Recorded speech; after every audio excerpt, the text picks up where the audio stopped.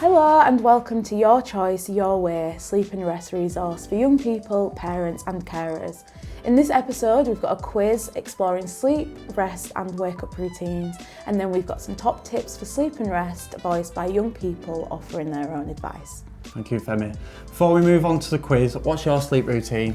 My sleep routine is getting to bed at a reasonable time. I like reading to be the last thing I do before I go to sleep.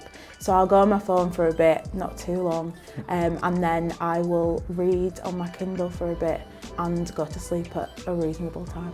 That's a great routine, Femi. Now let's move on to the quiz. Hello and welcome to the No Wrong Answer quiz, Sleep and Rest edition. The quiz where every answer is correct. Are you ready? Let's get to it. Question 1. Getting to sleep is difficult. Look at your bed and around your bedroom. Think about what you need to help you sleep. Is it A, heavier blankets or less blankets? A cool room or a warm room? B, complete silence or some white noise? An audiobook, guided or sleep meditation app? C, find something that provides you with comfort, for example, a hot water bottle or a cuddly toy.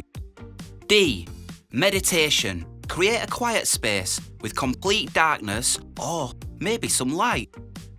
E, a clean space. If your bedroom is a mess or cluttered, maybe tidy it up.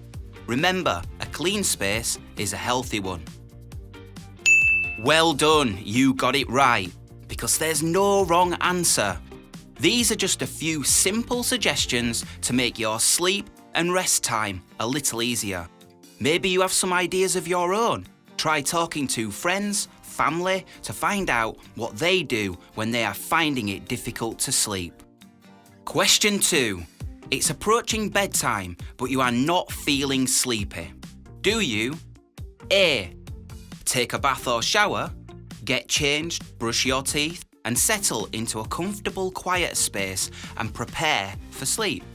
B, switch your phone or devices off a couple of hours in advance, as to not overstimulate your brain before rest. C, do something relaxing, such as watching a familiar TV show. We suggest a comedy, or maybe even reading a book. Try colouring in, or listening to some relaxing music. D, do some light exercise and burn that excess energy. E, try a relaxing drink such as chamomile, or maybe, for some of us, and also controversially, a coffee. Guess what? Yes, that's right. There's no wrong answer. We all struggle at times to sleep. It's important that we don't set ourselves unrealistic sleep or rest goals. Stress will only make the situation worse. Try following our sleepy steps, but also try experimenting with your own. Remember, we're all different. What works for one person might not work for another. Question 3. You often struggle to get up in the morning. What can you do to improve your morning routine? Is it A, prepare the night before for school or work to ensure you have more time in the morning? You could also try getting up a little earlier. B, think about breakfast. A nice breakfast can function as an incentive to get up. C, keep phones and devices used to a minimum or no use so you can focus on your own needs in the morning.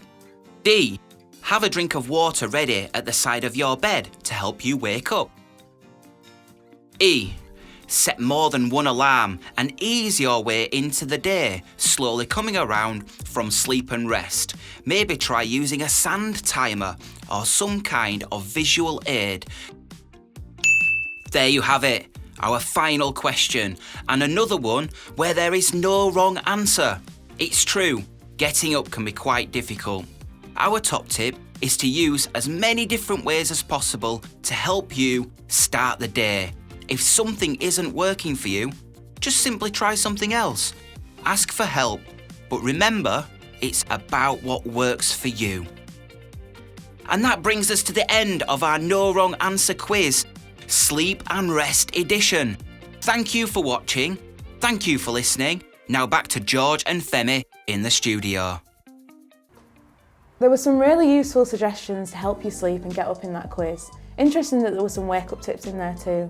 What would you say your wake-up routine is, George? So I'll be honest, I set around 5 alarms because I've got to get up for work in the morning. So when I'm out of bed, go and brush my teeth, wash my face, make sure I'm ready and on time, and then I'll go downstairs, get something to eat. And then yeah, really that's where I start my day, but it just depends on the person really, whatever makes you comfortable. Everyone's got different sleep routines. Yeah, I think that sounds like a really good routine. You know, mornings are just as important to your sleep as evenings. Being well prepared when you wake up really does reduce morning stress and can make you sleep better the night before, knowing that you're prepared for the morning. Yeah. Thank you, Femi. So now you've heard some of our tips, let's have a listen to what other young people do to help them sleep and rest. My nighttime routine usually starts with me cleaning my room or doing some things around the house, such as the laundry. Then I like to take a shower, and in the winter I lean more towards baths. Then I begin my wind down routine, which is where I watch some comfort TV, turn off the main lights, do my nighttime routine, which is skincare, drying my hair and putting on deodorant.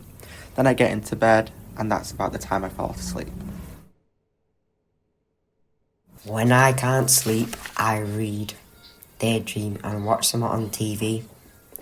If I'm hungry, I will have a milky tea and some cereal and go back to bed. When I wake up in the morning, I stretch whilst in bed, come around and prepare for the day ahead. At around 8:30 p.m, I begin to unwind. I will sit downstairs and watch TV with my family and then have a hot shower, moisturise, brush my teeth and complete my hair care. I will then get into bed, put on either a movie or podcast and sometimes journal. Just before I'm ready to fall asleep, I will turn off my lamp and turn the volume right down. How I fall asleep is I reading a book, I listen into my CD player or use a lavender spray. Often using yoga to help me sleep. Have a comforting noise that helps you unwind. Mine is the noise of a fan. If it's too cold or I'm too ill to have the fan on, I tend to put the noise on YouTube to help me relax. I do my skincare and get my uniform ready. I usually have supper and relax to fall asleep.